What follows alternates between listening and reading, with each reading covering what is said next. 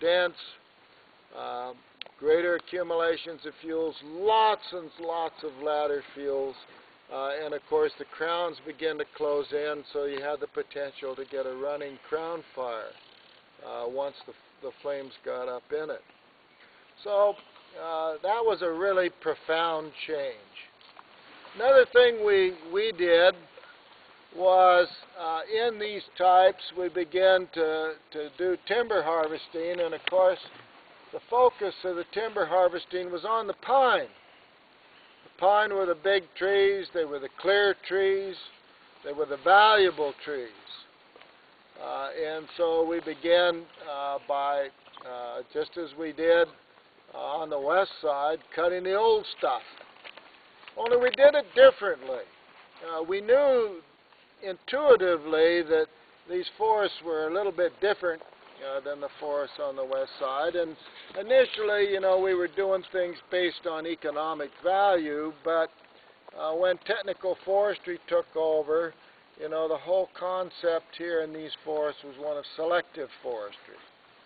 Okay, that you're not going to clear cut this area. You're going to come in and you're going to selectively remove individual trees.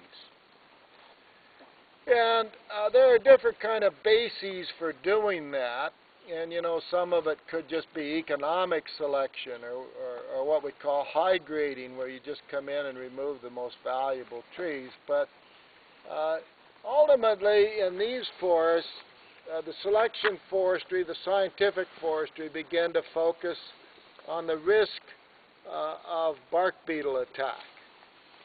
And so we begin to think in terms of, okay, we need to go out here, we're going to come out every 10 years maybe, and we're going to lay out a timber sale.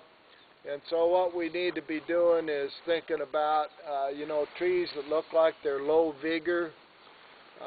They might be food for bark beetles. And we actually developed in the 20s and 30s a very sophisticated, visually based risk grading system called the Keen system.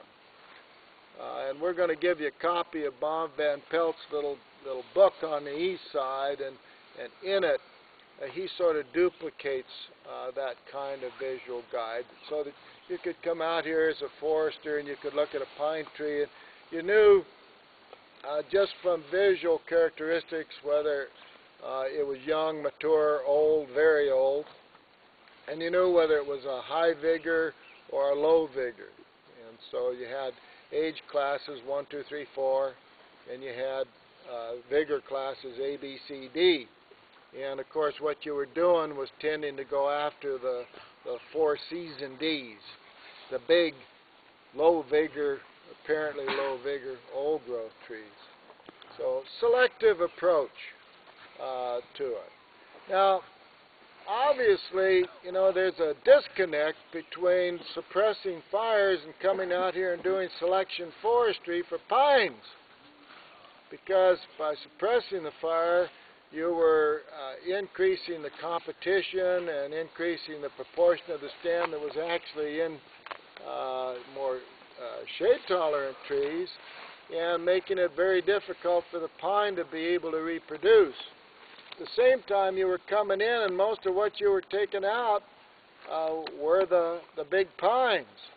So there was a disconnect there, absolutely. And this tree was marked for removal in a selection harvest.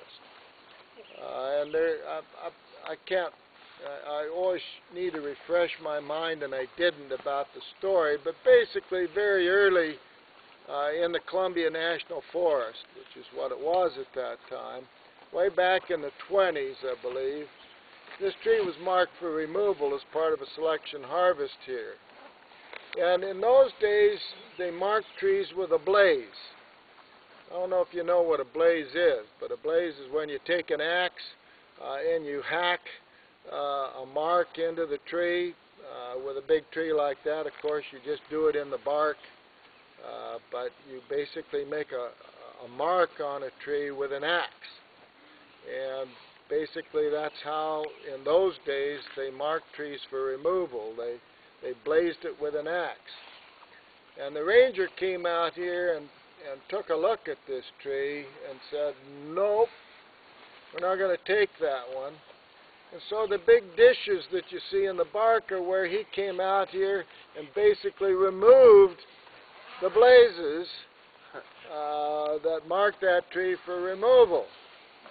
Okay, he had to do a different kind of blaze to get rid of the blazes. And so that's kind of the history of this particular tree. And it is one of the big pines, or one of the biggest ponderosa pines in the state of Washington. Without Bob Van Pelt here, I can't be sure that it is the biggest, but for all practical purposes, it's one of the biggest, and it may be the biggest in the state of Washington. So anyway, that's kind of the history of where this went.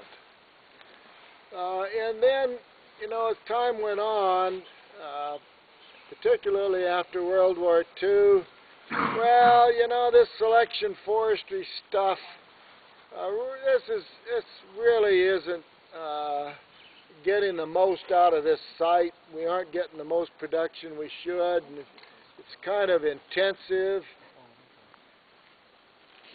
What's Luna got there? Money rabbit. Yeah, it's a rabbit. Oh,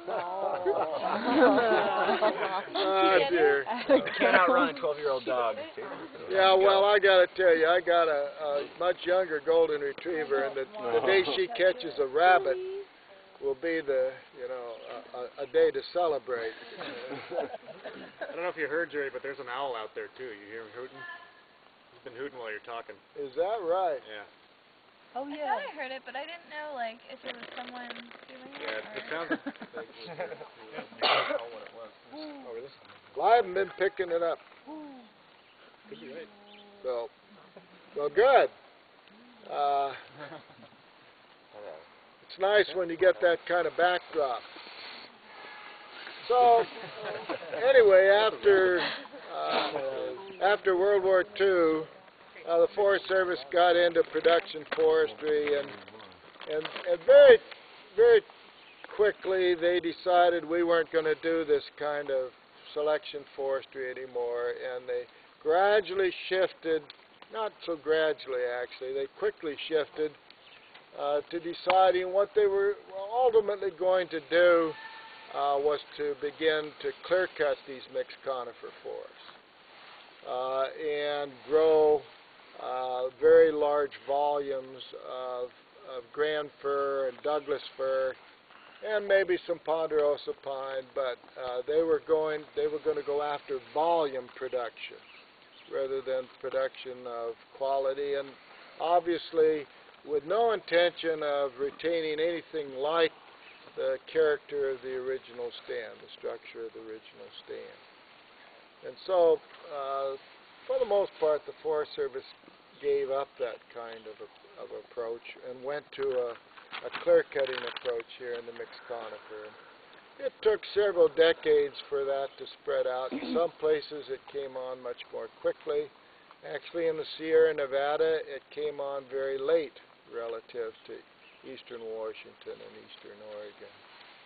But they didn't manage to get all of the stands, and so we still have some of these mixed conifer stands like this one where we have a significant population of big old trees.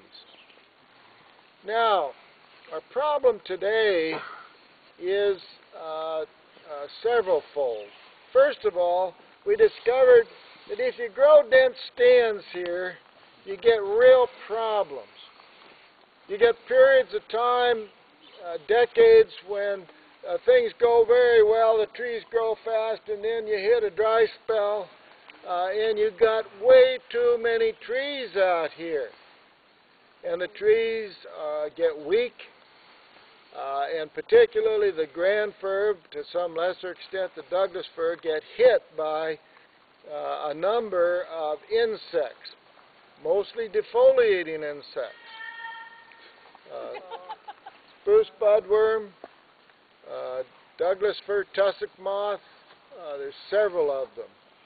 And so one of the things we began to discover in the 70s was that a lot of these stands were suffering, tremendously from insect outbreaks.